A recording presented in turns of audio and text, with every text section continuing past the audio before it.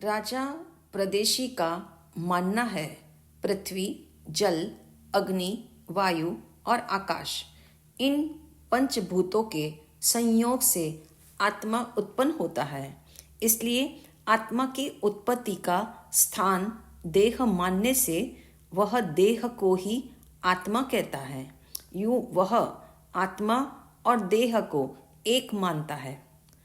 आज के वैज्ञानिक पंचभूतों की जगह दूसरे पदार्थों का नाम लेते हैं, किंतु वे मानते यही है, जड़ पदार्थों के संयोग से आत्मा की उत्पत्ति होती है एवं उसी से शरीर की समस्त क्रियाएं होती है। उनका मंतव्य यह है, इन पांच भूतों में से किसी का संयोग सर्वथा टूट जाए तो आत्मा अदृश्य हो जाता है एवं शरीर का काम बंद हो जाता है। इस तरह से वे कहते हैं, आत्मा देह के साथ ही उत्पन्न होता है एवं मृत्यु के बाद उसका कोई अस्तित्व नहीं रहता। तनिक सोचो, ऐसा कैसे संभव है? अगर पंचभूतों के विशेष संयोजन से आत्मा पैदा हो तो सभी प्राणियों में आत्मा समान रूप से प्रकट होना चाहिए, मगर इसमें विभिन्नता दिखाई देती है। पंचेंद्रिय में यह शक्ति जितने अंश में व्यक्त होती है, अन्य एकेंद्रिय आदि में नहीं होती। इसके अलावा मनुष्य में भी शक्ति और बुद्धि की विविधता है। एक बलवान है, दूसरा निर्बल है, एक बुद्धिमान है, एक मूढ़ है। यदि पंचभूतों के प्रमाण से शक्ति का आविर्भाव मानेंगे तो मोटे आदमी को सशक्त एवं पतले को कमजोर मानना पड़ेगा। आत्मा का कारण यदि पंचभूतों का संयोजन है तो सबका आयुष्य भी समान होना चाहिए, मगर ऐसा कहाँ दिखाई देता है? आयुष्य क्रम जब तक पूरा ना हो, हाथ पैर आदि अंग उपांग टूट जाने पर भी व्यक्ति जीता है। कोमा की स्थिति में वह निश्चेष्ट रहकर भी जीवित रहता है। क्या आज तक कोई ऐसा वैज्ञानिक हुआ या भूतवादी हुआ जिसने पंचभूतों का संयोजन कर आत्मा की उत्पत्ति की हो?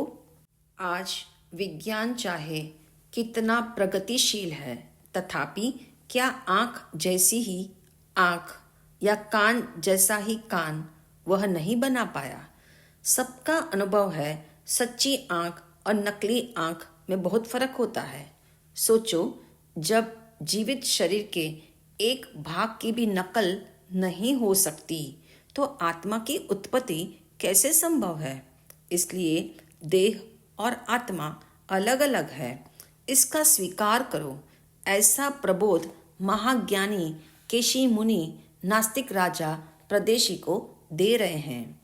राजा प्रदेशी भी विद्वान है, तर्कशील है, सत्य का खोजी है। अपने मत की पुष्टि हेतु उसने भी अनेक प्रयोग किए हैं।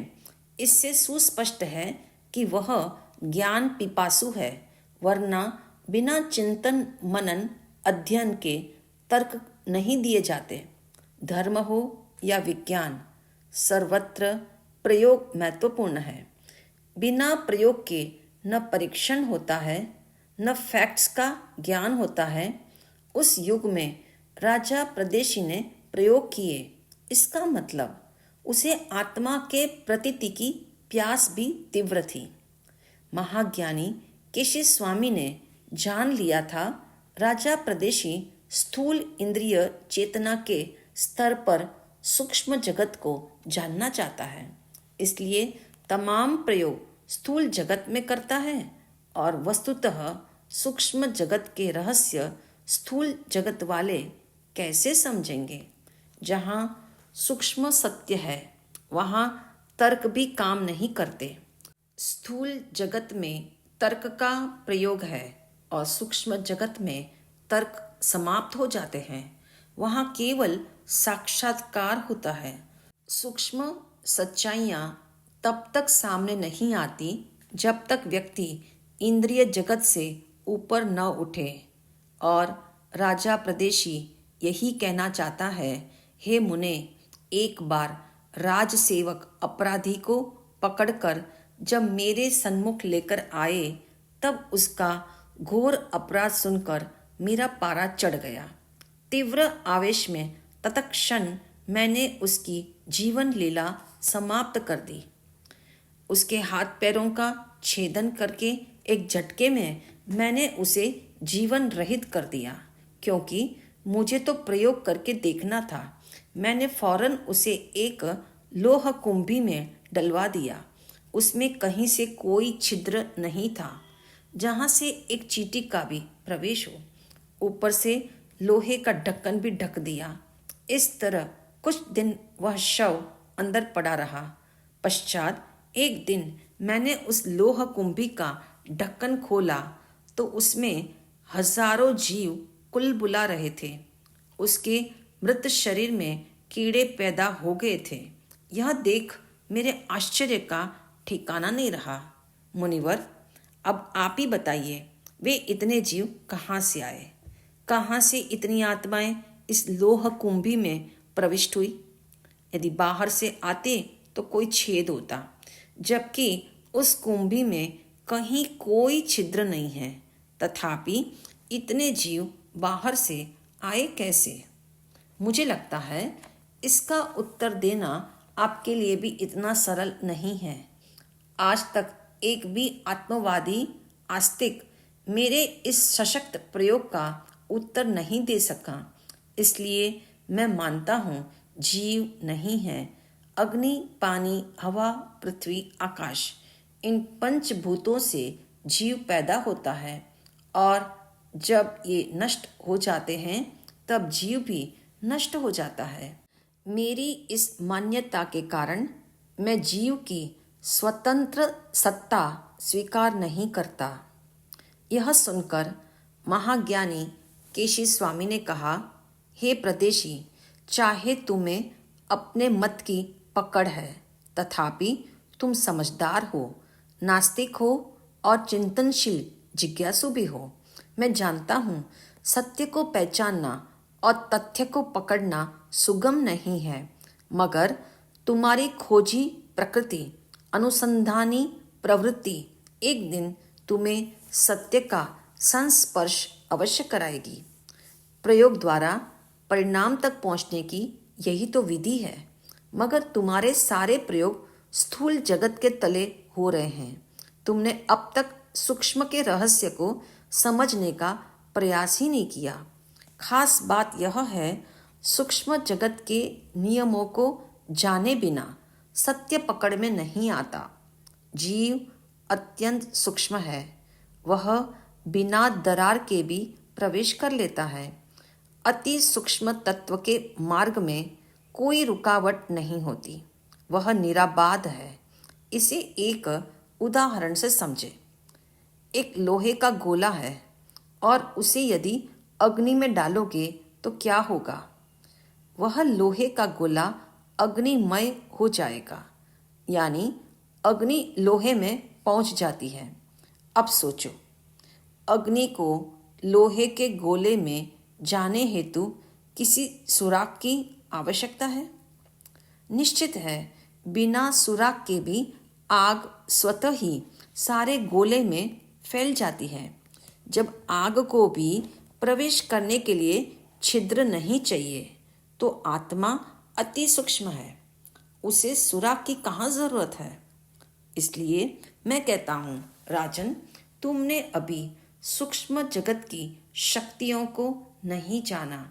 आत्मा सूक्ष्म है, उसकी गति अप्रतिहत है, जो कहीं भी स्खलित नहीं होती। लोहा हो या वज्रमय द्वार, सूक्ष्म की गति को कोई नहीं रोक सकता। स्थूल जगत के नियम अलग है, वहाँ सब कुछ दृष्टि गोचर होता है। सूक्ष्म जगत तो दृष्टि अगोचर है। वह इंद्रियातीत जगत बहुत अलौकिक है। जीव एवं जीव के साथ जुड़ा कर्म दोनों ही इतने सूक्ष्म हैं जो कहीं से भी आर पार जा सकते हैं। सूक्ष्म जगत अप्रत्यक्ष होने से विचित्र है। इस अमूर्त आत्मा की कल्पना स्थूल दृष्टि वाला नहीं कर सकता। इस अतीन्द्रिय ज्ञान का अनुभव ही हो सकता है।